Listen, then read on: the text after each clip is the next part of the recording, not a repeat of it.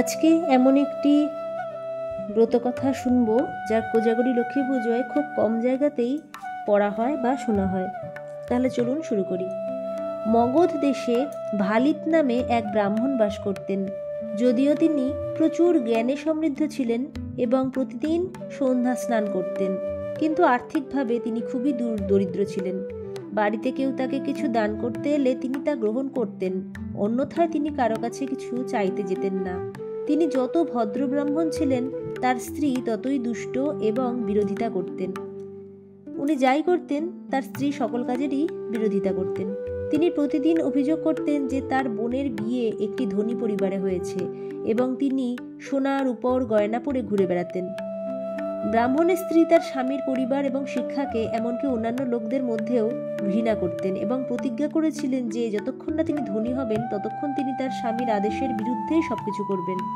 একদিন সে তার স্বামীকে রাজার কাছ থেকে টাকা চুরি করতে বলে এবং যদি না করে তবে তাকে মারধর করার হুমকি দেয়। সেই দুষ্টু মহিলাটি ভালকে বিভিন্নভাবে যন্ত্রণা দিতে থাকে। কখনো হঠাৎ কাঁদতে শুরু করে, কখনো খাবার ছেড়ে দেয়, কখনো অতিরিক্ত খাবার খায়, আবার কখনো মাথা ঠোকে। কিন্তু সেই ব্রাহ্মণ কারো কাছে ভিক্ষা করার চেয়ে সেই মহিলার নির্যাতন সহ্য করাই ভালো মনে করেছিল। সে তখনও তার স্ত্রীকে কিছু বলেনি, কোনো দিনই কিছু বলতো না এবং যা পেয়েছে তাতেই সন্তুষ্ট ছিল। একবার শ্রাদ্ধপক্ষের সময় এসেছিল এবং শ্রাদ্ধের জন্য প্রয়োজনীয় সমস্ত উপকরণ ঘরেই ছিল, কিন্তু ব্রাহ্মণ চিন্তিত ছিলেন যে তার স্ত্রী তাকে বাড়িতে শ্রাদ্ধ অনুষ্ঠান করতে দেবে না এবং ঝগড়া করবে। যখন সে মনে মনে এসব ভাবছিল, তখন তার এক বন্ধু সেখানে এসে ভালিতকে তার চিন্তার কারণ জিজ্ঞেস করলো। ভালিত তার বন্ধুকে পুরো দ্বিধা মুক্তভাবে সমস্ত কথা খুলে বলল। পুরো কথা শোনার পর তার বন্ধু খুশি হয়ে বলল যে এটি মোটেও সমস্যা নয়। তুমি তোমার স্ত্রী তোমার কথার বিপরীতে কাজ করে যদি, তাহলে তুমি তাকে যা করতে চাও তার বিপরীত করতে বলো, তাহলে তোমার সমস্যার সমাধান হয়ে যাবে। এই কথা শুনে ব্রাহ্মণ ভালিত খুশি হয়ে বললেন, তুমি ঠিক বলেছ, আমারও তাই করা উচিত। ব্রাহ্মণ সন্ধ্যাবেলায় তার বাড়িতে এসে তার স্ত্রীকে বললেন, হে চণ্ডী, পরশু ব্রাহ্মণের যেহেতু বাবার শ্রাদ্ধ ছিল সেই বিষয়ে আলোচনা করতে শুরু করলো এবং বললেন, তিনি আমার জন্য কোনো ধরনের ধন সম্পদ রেখে যাননি, যার কারণে আজ আমাদের এই দারিদ্র্য ভোগ করতে হচ্ছে। অতএব তার শ্রাদ্ধের জন্য কোনো ব্যবস্থা করো না, এবং যদি করো, খারাপ চরিত্রের ব্রাহ্মণ এবং জুয়ারিদের নিমন্ত্রণ করো। তিনি আবারও তার স্ত্রীকে বললেন যে মহান ব্রাহ্মণদের নিমন্ত্রণ করো না। ব্রাহ্মণের কথা শুনে তার স্ত্রী তার বক্তব্যের বিপরীত করার প্রস্তুতি নিতে শুরু করলেন। তিনি বিভিন্ন ধরনের খাবার রান্না করলেন এবং শহরের সেরা ব্রাহ্মণদের আমন্ত্রণ জানালেন। স্বামীর বক্তব্যের বিরোধিতা করার জন্য স্ত্রী রীতি অনুসারে শ্রাদ্ধ করলেন। শ্রাদ্ধ শেষে পিণ্ডদানের পর ব্রাহ্মণ তার স্ত্রীকে বললেন যে তুমি গঙ্গা নদীতে পিণ্ড ডুবাতে ভুলে গেছো। এই কথা শুনে তার স্ত্রী পিণ্ডগুলি কূপের শৌচাগারে ফেলে দিলেন। এই ঘটনাটি ভালিতের হৃদয়ে গভীর আঘাত করে এবং তিনি দেবী লক্ষ্মীকে সন্তুষ্ট করার জন্য প্রচণ্ড ক্রোধে ঘর ছেড়ে চলে যান।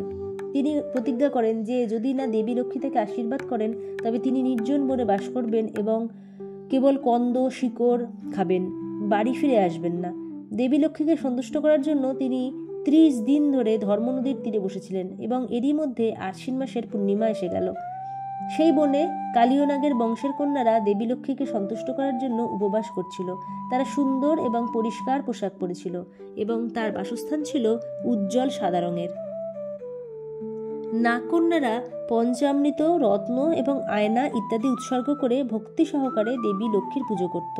প্রথমার্ধ পুজোয় অতিবাহিত হয়েছিল এবং তারপর জুয়ার প্রস্তুতি নেওয়া হয়েছিল, কিন্তু চৌসরের ওপর জুয়া খেলতে 4 জনকে বাধ্য করা হয়েছিল এবং তারা চতুর্থ সঙ্গী খুঁজে পাচ্ছিল না। তারা যখন বনে চতুর্থ ব্যক্তিকে খুঁজছিল, তখন তাদের চোখ নদীর তীরে বসে থাকা এক তরুণ ব্রাহ্মণের ওপর পড়ে, যিনি তার মুখের আকৃতি দেখে তাকে একজন ভদ্রলোক বলে মনে হয়েছিল। নাগকন্যারা তাকে জিজ্ঞাসা করলেন, তুমি কে? দয়া করে আমাদের সাথে জুয়া খেলো দেবী লক্ষ্মীকে সন্তুষ্ট করার জন্য। ব্রাহ্মণ উত্তর দিল, তুমি কি অন্যায্য কথা বলছো? জুয়া খেলে সম্পদের ক্ষতি হয় এবং ধর্মের বিনাশ হয়। মেয়েটি বলল, তুমি একজন পণ্ডিতের মতো কথা বলো, কিন্তু তোমার চিন্তাভাবনা বোকার মতো। এই বলে তারা ব্রাহ্মণকে মন্দিরে নিয়ে গেল এবং তাকে প্রসাদ ও নারকেল জল দিল। তারপর দেবী লক্ষ্মী প্রসন্ন হন বলে তারা ব্রাহ্মণের সাথে জুয়া খেলতে শুরু করলো। প্রথমে নাগকন্যারা অমূল্য রত্ন বাজি ধরেছিল, কিন্তু ব্রাহ্মণের কিছুই ছিল না। তাই প্রথমে সে তার কোটি বাজি ধরেছিল, যা সে হেরেছিল। এরপর সে তার যজ্ঞোপবীতা বাজি ধরেছিল, কিন্তু নাগকন্যারা তাও জিতেছিল। এখন আর কিছু না পেয়ে ব্রাহ্মণ নিজের শরীর বাজিতে ধরেছিল। ইতিমধ্যে মধ্যরাত হয়ে গেল এবং দেবী লক্ষ্মী ভগবান শ্রী নারায়ণের সাথে পৃথিবীতে ভ্রমণ করার সময় পাশ দিয়ে চলে গেলেন। ভ্রমণের সময় তিনি দেখতে পেলেন যে একজন ব্রাহ্মণ চরম উদ্বেগ এবং হতাশায় ঘেরা, কাপড় এবং যজ্ঞোপবীতা ছাড়া। এই দৃশ্য দেখে ভগবান বিষ্ণু লক্ষ্মীজিকে বললেন, আপনার উপবাসকারী ব্রাহ্মণ কেন এমন দুর্দশায় আছেন?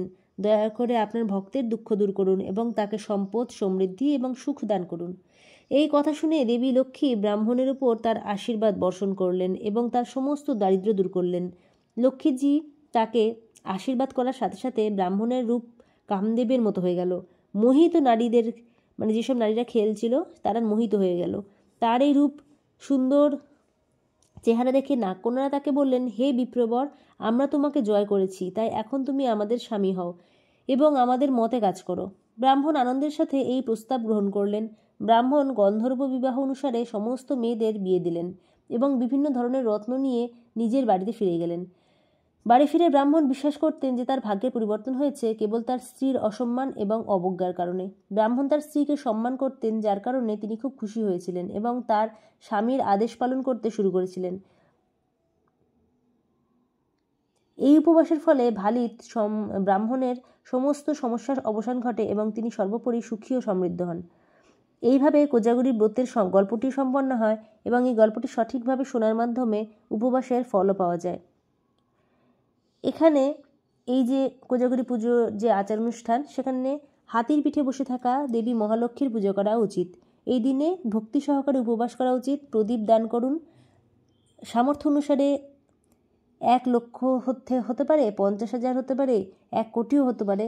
আবার নিজের সামর্থ্য অনুযায়ী 2, 3টে, সাধারণত এগুলি বিজোড় সংখ্যা দিয়েই হয়, 3টে বা 13টি এরকম ঘি বা তেলের প্রদীপ জ্বালাতে হবে। রাত জেগে নাচ গানের মাধ্যমে জেগে থাকতে হবে। শহরের রাস্তায়, মন্দিরে, বাগানে, বাড়িতে নিজের সাধ্য অনুযায়ী বাতি জ্বালাতে হবে। ব্রাহ্মণদের জন্য ঘি, দুধ, চিনি ভোজের আয়োজন করতে হবে। 1000 ব্রাহ্মণকে বস্ত্র দক্ষিণা দিয়ে পুজো করে তারপরে সোনার প্রদীপ দিয়ে উপবাস ভাঙতে পারেন। আবার নিজস্ব যেটুকু যার সামর্থ্য তাই দিয়েও হতে পারে। এটি শ্রী সনত কুমার সংহিতায় বর্ণিত কোজাগর ব্রত। আর এই ব্রত কিন্তু খুব বেশি আমাদের দিকে শোনা যায় না, মানে আমাদের পশ্চিমবঙ্গের দিকে খুব একটা বেশি এই গল্প বা এই নিয়মগুলি শোনা যায় না। আমি একটু অন্যরকম আজকে আপনাদের সাথে শেয়ার করলাম, আশা করি ভালো লেগেছে। এরপরে আমি লক্ষ্মী চাল্লিশা আপনাদেরকে শোনাবো, কারণ লক্ষ্মী দেবী আমাদের কাছে খুবই প্রিয় এবং লক্ষ্মী পুজোও আমাদের খুবই প্রিয়। আশা করি আপনারা হনুমান চালিসা সবাই শুনেছেন এবং শুধুমাত্র বাঙালিদের জন্য আমি যে হনুমান চালিসা কিছুদিন আগে শেয়ার করেছিলাম, নিশ্চয়ই সেটাও আপনারা শুনেছেন। আজকে আমরা বাংলাতে লক্ষ্মী চালিসা শোনাবো। পরবর্তী ভিডিওর জন্য অপেক্ষা করুন। সবাইকে অনেক অনেক ধন্যবাদ।